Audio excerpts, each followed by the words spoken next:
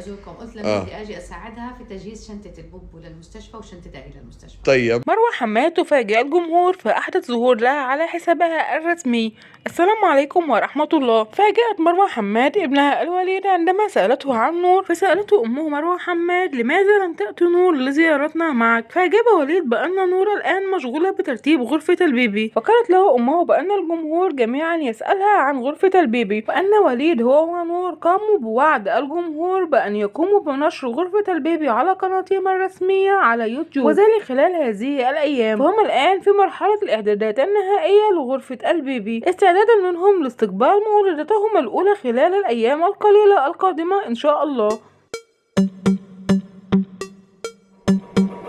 أما عن مروة حماد ففاجأت الجمهور بأن قالت بأن نور طلبت منها أن تساعدها في تجهيز شنطة الولادة لها هي والبيبي. وقالت مروة حماد إنها خلال الأيام القادمة إن شاء الله سوف تذهب لبيت وليد لتقوم بتجهيز وإعداد شنطة الولادة لنور وشنطة الولادة للبيبي إن شاء الله، فاللهم تمم لها حملها على خير يا رب العالمين، وأن يرزقها الله الذرية الصالحة هي والوليد. أيضا وجدير بالذكر بأن نور مجداد أضافت وقالت للجمهور بأن مكان ولادتها سوف يكون بدولة الكويت إن شاء الله، ونور تستعد لاستقبال مولدتها الأولى هي والوليد خلال الأيام القليلة القادمة، لكنهم إلى الآن لم يقوموا بالإعلان عن الاسم النهائي لابنتهم، فقد ذكروا سابقا مرارا وتكرارا أنهم اختاروا من أسماء البنات 3 أسماء، هذه الأسماء هي أسماء عربية وليست أجنبية، وقالوا بأنه سوف يقع الاختيار على اسم واحد فقط، لكنهم لم يقوموا إلى الآن بالإعلان عن هذا الاسم، فاللهم تمم لها على خير يا رب العالمين، وأن يرزقهم الله طفلتهم سليمة معافاة من كل سوء.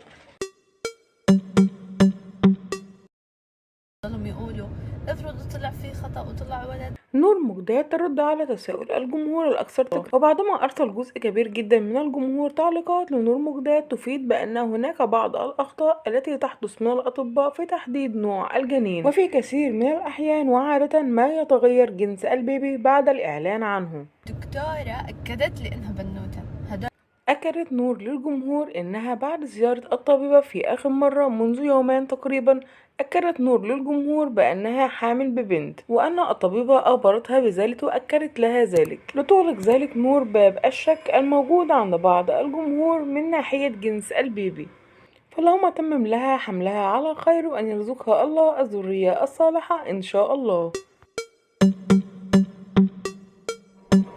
متابعينا خلص الفيديو، نرجو ان هو يكون نال اعجابكم. شكرا لكم على المتابعة، والى اللقاء في فيديو اخر جديد ان شاء الله، ودمتم في امان الله، والسلام عليكم ورحمة الله وبركاته.